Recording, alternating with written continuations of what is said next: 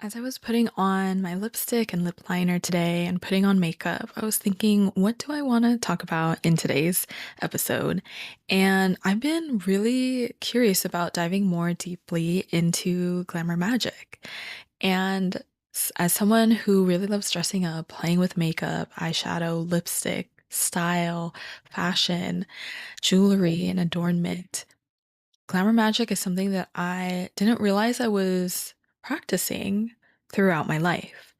And I can really pinpoint it. And I'd be really excited to dive more deeply into visual examples and posting it and sharing it in future posts. But if I were to go back and look back into my life of moments where I practiced glamour magic, it really did help me shapeshift and evolve into my most expressed, confident, true self. And it's not to say that I'm changing who I am, but really discovering these different parts of me that have been yearning to be seen and to be expressed. And so some of that has looked like changing literally my physical appearance in terms of the outfits that I wore, where I was shopping, how I did my hair, and the haircuts that I was choosing, especially haircuts that were probably, definitely not popular for my age group. Um, but it was something that I was really curious about and wanted to try out. And putting on and experimenting with outfits and pieces together, attempting to emulate the Tumblr fashion bloggers or the lookbook.new fashion bloggers. If you know, you know, that time period. But it was attempting to emulate what was really exciting for me and what I was drawn to and the types of people that I wanted to emulate. And that really meant I was really drawn to those who were bold and courageous in their expression and really creative and were trendsetters, not to just set trends, but because that was just inherently who they were as visionary people. And I'd have to say a lot of who I am today is because of fashion and really more so the kind of DIY early YouTube days, Tumblr, fashion blogger side of fashion, not necessarily Fashion Week high end fashion brands. Like, I still don't understand that world. I can appreciate, but I haven't dove into that. I even just only recently watched Gossip Girl, so I never really got into that side of fashion. More so like the thrift side of things, the more resourceful, um, eccentric side of styling things together and drugstore makeup and all of that. So that was kind of my foray into one side of glamour magic, one side of expressing myself creatively and exploring that part of me. And because of the ways that I've, you know, boldly, intentionally chosen different pieces that I would add to my wardrobe or the way that I would style myself, especially as someone who was incredibly shy, like anxiously shy. I couldn't even say hello to a classmate in middle school. Like, it took a lot of mental rehearsal and practice to even get the courage to do so. Like, that's how shy I was.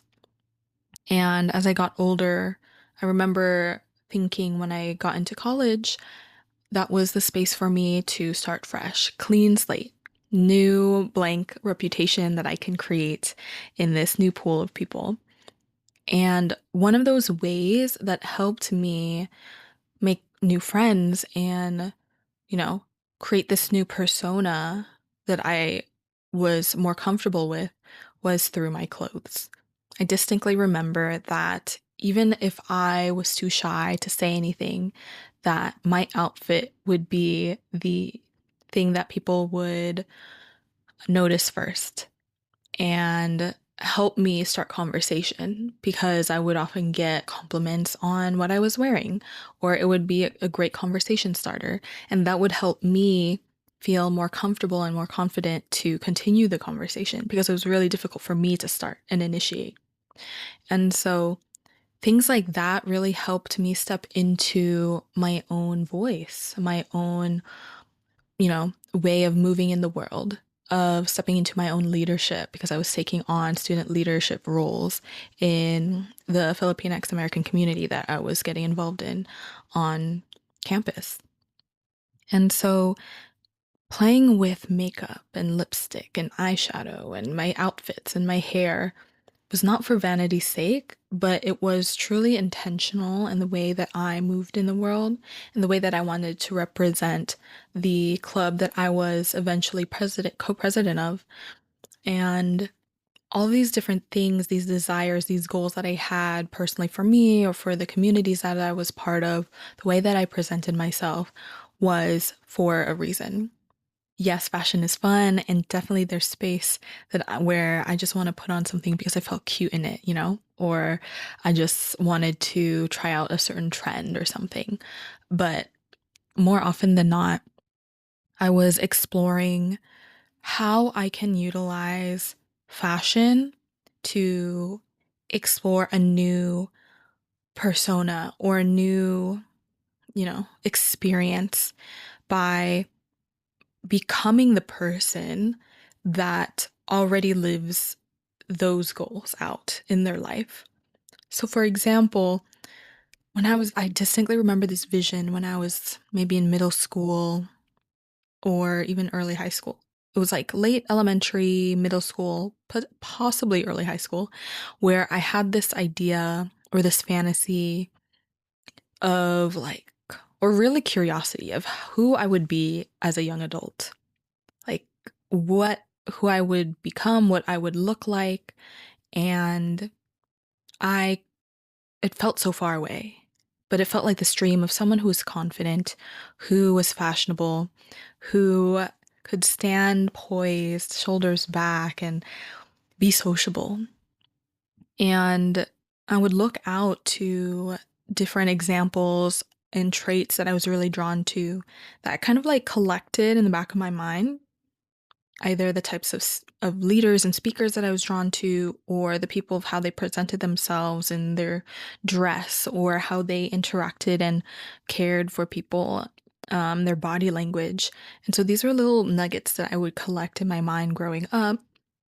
And little did I know, it was kind of part of that glamour magic of being able to, even though it didn't feel natural yet, to put on adornments of these big statement rings in high school, or mixing up layers and patterns because I was attempting to create an outfit that I saw on a fashion blog, even though I could not afford those certain brands. I tried to emulate the cuts or the pieces or the layering as best I could with what I had. And that would continue on through college, and that would continue on post college and still today. I feel like I'm a little more relaxed in terms of how I've styled myself, not as experimental. Um, but I feel like there's still that essence there. And I think now that I'm processing out loud, it's not as experimental these days, is because I think I've hit like a, a certain um, I think I've reached what I was exploring and experimenting and fantasizing about who I would become as a young adult. And it's kind of wild to process and realize right now because I remember having this realization, especially at the beginning of the pandemic, of still and when we were able to start socializing with folks again, it was like trying to find my style once again because I was just at home for a few years. I wasn't dressing up. I wasn't really following certain trends because there wasn't really a need to. So I was just using what I had, being resourceful, dressing up when I could just to feel something during this very desolate time. But even still, there was still kind of a catch up I was doing with my style because of this kind of pause globally. And today, where I feel like I've, I think not to say that I've stopped growing because we're never done growing, but I feel like there isn't as much of a quote unquote gap, or rather this huge desire in terms of my being that I'm still yearning to change and grow. I think now it's more focused on my career and my business. And so there's more fun and lightness around exploring my fashion and style and makeup in that way, more in a creative expression style or purpose.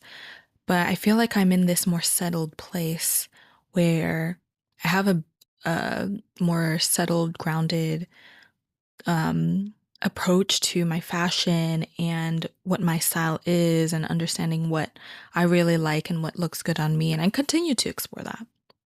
But I think it was definitely a bigger exploration when I was younger because of that gap of still growing into myself, of still finding out who I am as a person, of developing my emotional intelligence, of how I interact with people, of how I want to interact with peers or mentors or when dating and so on. And I feel like that gap has gotten shorter and shorter until that idea of who I wanted to become has met my present self. And now I'm continuing to explore glamour magic in a different way for business, for my career, for the work that I'm doing, in embodying in a different vision now of someone who is physically strong because she is taking care of herself as she's aging. Someone who is comfortable with longer hair, for example, because there isn't this fear around her femininity being weaponized against her, or, being more comfortable with more form-fitting clothes and dresses and showing off her legs or her cleavage, because again there's this feeling of renewed safety within my body, of my feminine body, of this healing with my womb and my voice and being seen, all of these things that now I'm starting to return back to or explore again. And so these are some things that I'm kind of exploring currently in terms of how glamour magic is being practiced in a new way.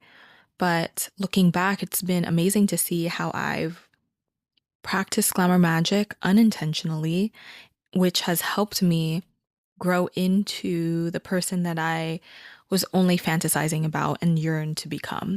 Someone who is confident, someone who can speak to a crowd comfortably and courageously, someone who can not be bothered by following fashion trends because it just wasn't or isn't inherently who I am. Yes, I can like play around and try them out, but I'm more interested in the experimentation of clothing, of pairing things, of being inspired by the queer community, by Black and Brown communities, by my cultural heritage and the history of different pieces put together, of so many other moments of history or subcultures that I am fascinated by and want to respect and understand and experiment and explore through appreciation, because we're not doing cultural appropriation out here, all right? So that's something that I look back on and look fondly on of my past self, of practicing glamour magic in these different ways. And I remember one of my close friends who has grown up with me since I was young. I remember, I think this was maybe in college or right after college, where she noticed I had grown so much, or I've changed so much, or, and not in a bad way, but in like this admired way. And I kind of feel self-conscious when I heard that, because I'm like, am I being fake, or like how much of a change, like, or being so self-conscious about how quiet I used to be and trying to hide that part of myself because I didn't want to let people know, especially those who are close to me, to know how incredibly deathly shy I was and anxious I was in socializing and not using my voice when I was young. But now that I think about it, I realize the different evolutions of the different people that I essentially became because of these different ways that I was trying to break free and really be get to where I am now. And it takes a lot of courage. It takes a lot of vulnerability. It takes thick skin to be able to show up in physical or in an internal change to what is not familiar to those around you, especially those who are your family or your close friends. So, glamour magic can be subtle or it can be really dramatic. And I think it's really playful and up to you and how you approach it.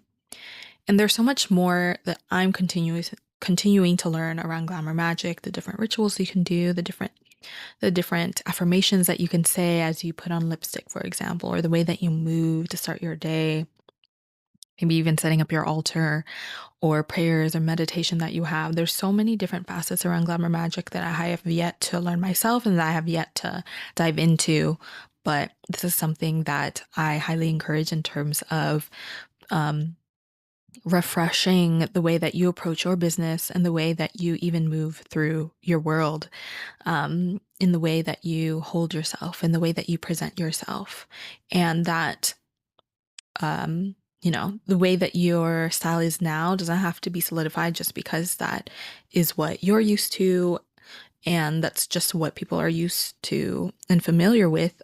If you are excited and curious about expressing yourself in a different way, even for one day, or to reach this certain goal or fantasy that you have in your mind, embodiment and actually putting on the clothing or the makeup or the accessories and kind of essentially becoming that person. You're jumping that timeline, you're fast forwarding and literally becoming that person, even if it feels kind of like a costume or you're not internally there yet. You can physically look in the mirror and see this change already to create some kind of evidence or proof for your brain to see that that reality can become true. And that reality is here. And now it's just for your internal world to catch up. So I'll leave that there. And I'd be really excited to hear how you've been exploring glamour magic or what you know of it or what you're so curious about around it. But I'm excited to hear from you, and I'll catch you in the next episode.